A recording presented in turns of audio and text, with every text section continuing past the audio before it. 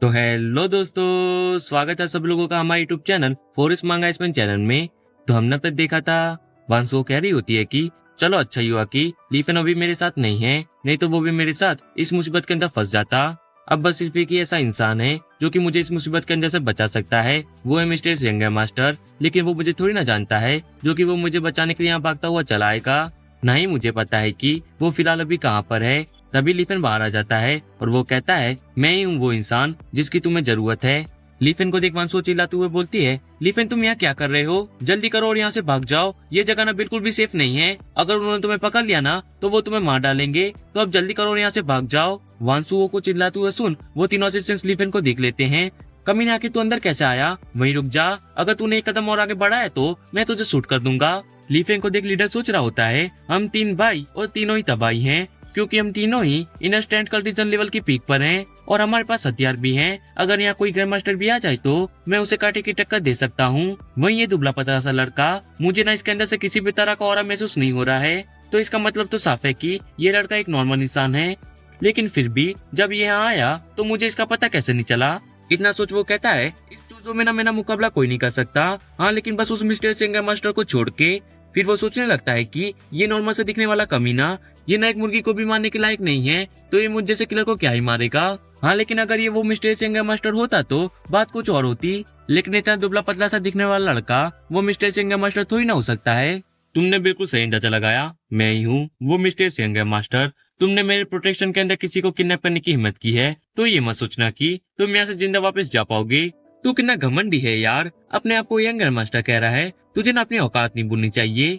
सुन, तू जीना चाहता है ना, मैं तुझे एक चांस देता हूँ, इस चाकू को उठा और उस लड़के को मार दे, फिर मैं तुझे छोड़ दूंगा। सच में ये तो बहुत ही आसान है। लीफन को मारना तो इतना आसान है जैसे एक कीड़े को मारना। ये सच में बहुत ही आसान है, मैं तो इसे चुटकी में मार सकता हूँ। फूकीमी, तुम ना वहीं रुक जाओ, तुम मेरा मुकाबला नहीं कर सकते। तुम्हें ना इस गांडू की बात मानने की कोई भी जरूरत नहीं।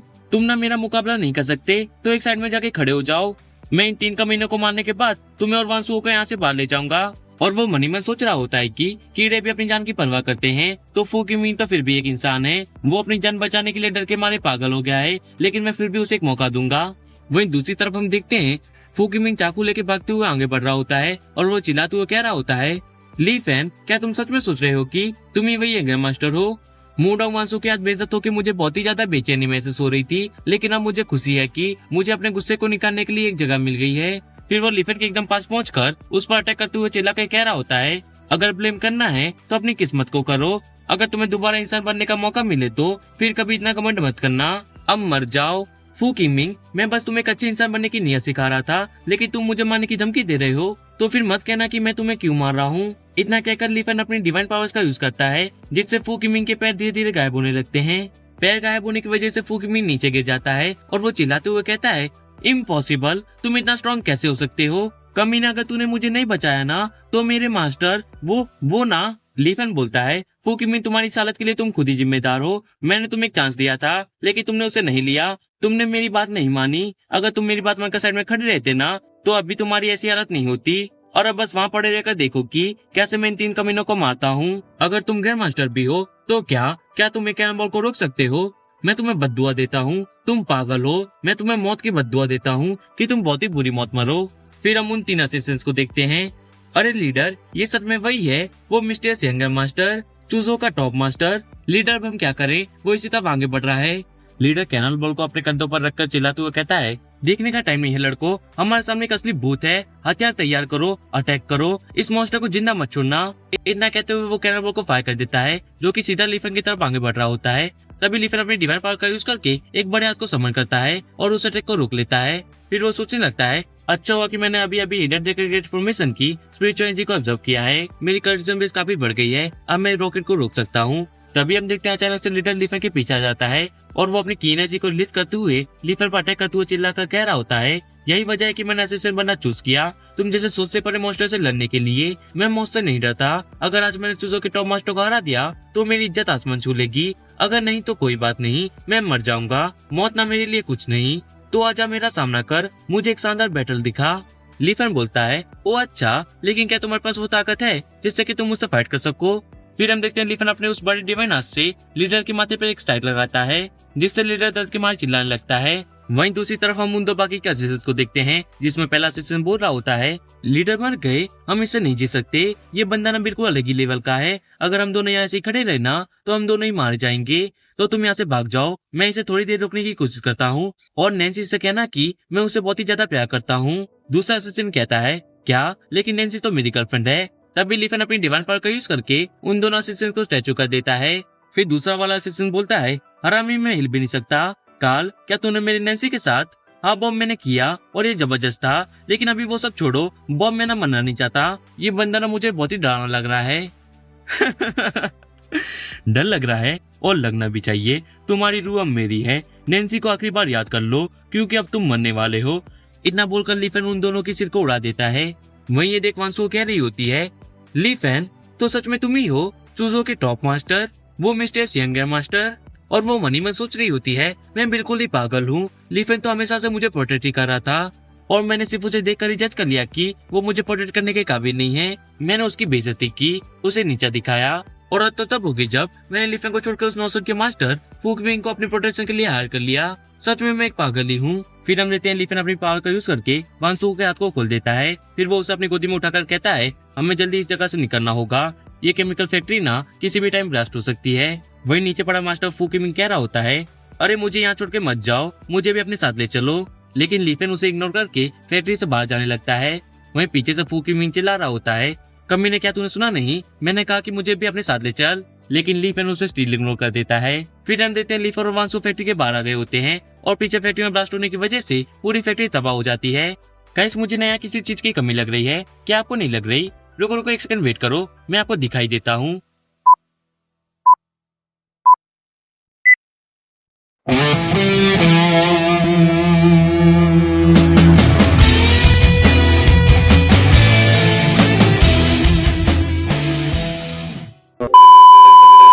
फिर हम मेयर चैनफू को देखते हैं जो कि कह रहा होता है, ये सब खत्म हो गया, सब खत्म, मेरा करियर खत्म हो गया।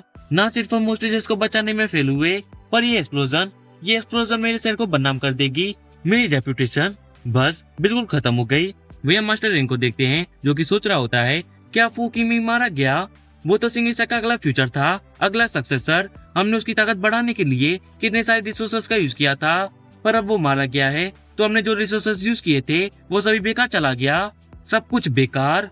फिर हम देखते हैं तियानजेंग को जो कि बोल रहा होता है, आप सभी लोग चिंता मत करो, मुझे विश्वास है कि मास्टर ली मूडांग वांसो को सेफली बाहर लेकर आ जाएंगे। वहीं डाइटर जेंग बोल रहा होता है, मिस्टर चू थोड़ा रियलिस्टिक होकर देखिए, ऐसे एक्सप्लोजन में कोई भी जिंदा नहीं रह सकता, केमिकल फैक्ट्री पूरी तरह से तबाह हो गई है, इंसान तो क्या वहाँ कोई चींटी भी नहीं बची होगी। तो आपको किस बात से इतना ज्यादा कॉन्फिडेंस है कि वो कमीना लीफेन अभी भी जिंदा होगा?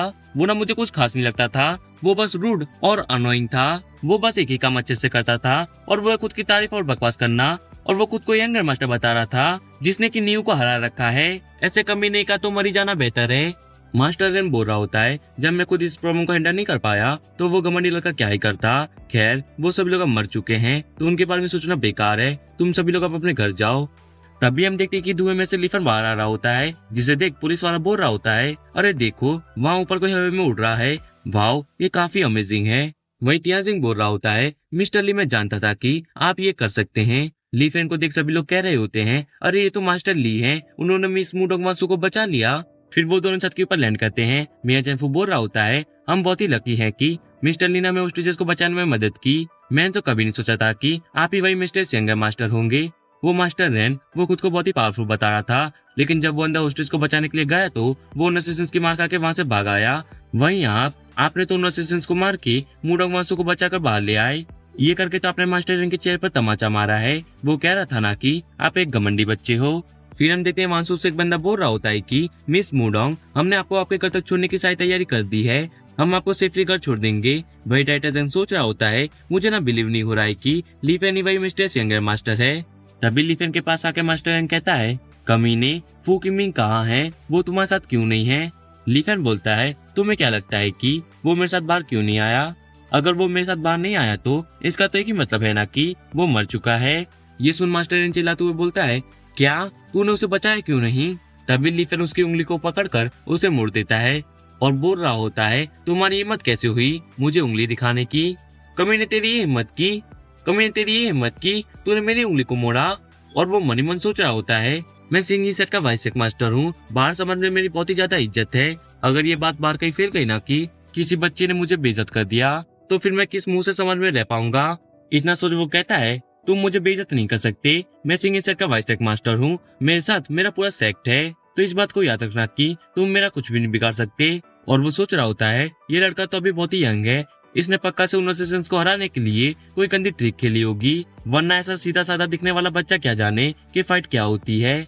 फाइट में तो मैं इस बच्चे से कई ज्यादा बेहतर हूँ, बच्चे आज तू नहीं बचेगा। इतना सोच वो हवा में छलांग लगाता है और चिल्लाकर बोल रहा होता है, ली फैन, आज तुम मरने वाले हो, अब मैं तुमसे मेरे डिसाइपल की मौत का बदला लेने वाला हूँ। फिर वो अपने हाथ को पीछे छुपाकर एनर्जी इकट्ठा कर रहा होता है और साथ ही साथ सोच रहा होता है, मैंने ना तुमसे ज्यादा बेटर्स को देखा है, जब तुम पैदा भी नहीं हुए थे ना, तब से ये ओल्ड मास्टर बेटर्स लड़ रहा है, मेरे पास तुमसे कई ज्यादा एक्सपीरियंस है और यही चीज आज तुम्हारी मौत की वजह बनेगी।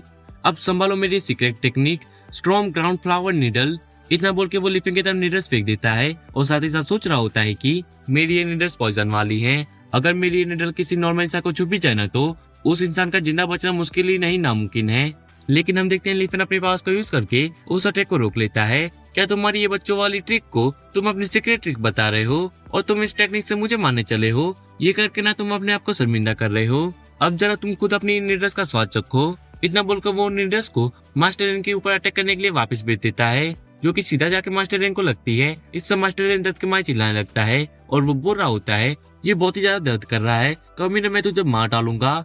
डायरेक्टर जैंग, जल्दी कीजिए, मेरे ब्रदर को कॉल कीजिए और उन्हें मेरे रिवेंज के लिए जल्दी से बुलाइए।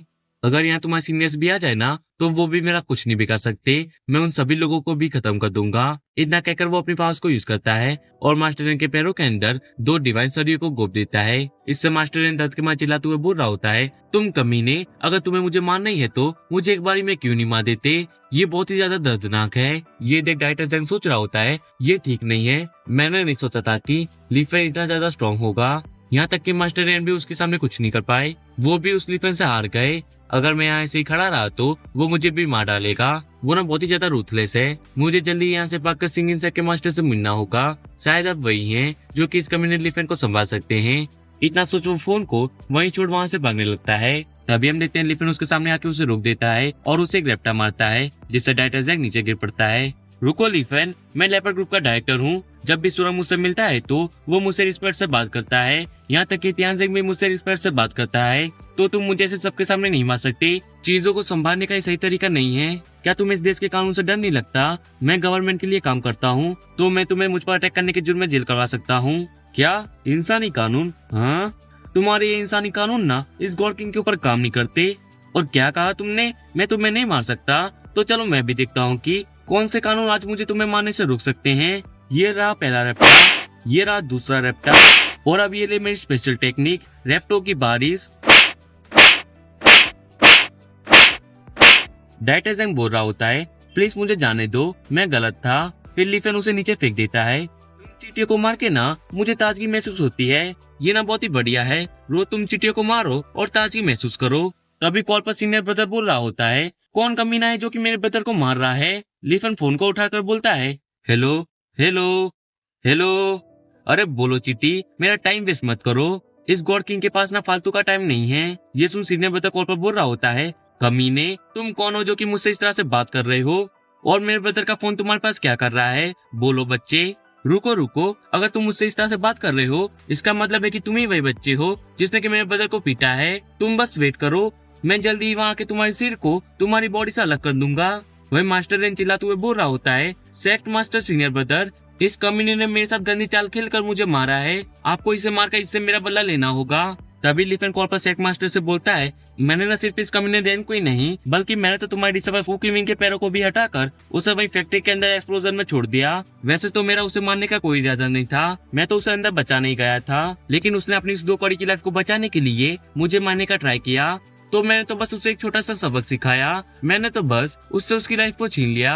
फिर लीफेन मास्टर इनको एक जोरदार लात मारता है और कॉल पर बोल रहा होता है, मैं ना तुम्हें एक वार्निंग देता हूँ, आज तक जो कोई भी इस गॉड किंग के खिलाफ गया है ना, वो या तो अब अपाहिज है या फिर मर चुका है। मुझे फर्क नहीं पड़ता कि तुम कितने ज्यादा स्ट्रॉन्ग हो या थे, लेकिन अगर तुम मुझसे पंगा लोगे तो तुम्हारी भी हालत उन्हीं लोगों की तरह होगी। ये सुन सेक मास्टर बोलता है, तुम घमंडी बच्चे, ये कहकर तो तुमने अपनी मौत को बुलावा दे दिया है। मैं जल्दी ही तुमसे मिलूंगा और जैसे तुम मुझे मिल जाओगे ना, वो पल तुम्हारी लाइफ का आखिरी पल होगा। मैं तुम्हारे सिर को उड़ा दूंगा और उससे फुटबॉल खेलूंगा। कमीने, लीफन बोलता है, हाँ मैं भी यहाँ तेरी गांड मारने का वेट कर रहा हूँ, अब जल्दी कर और मेरे सामने आ जा।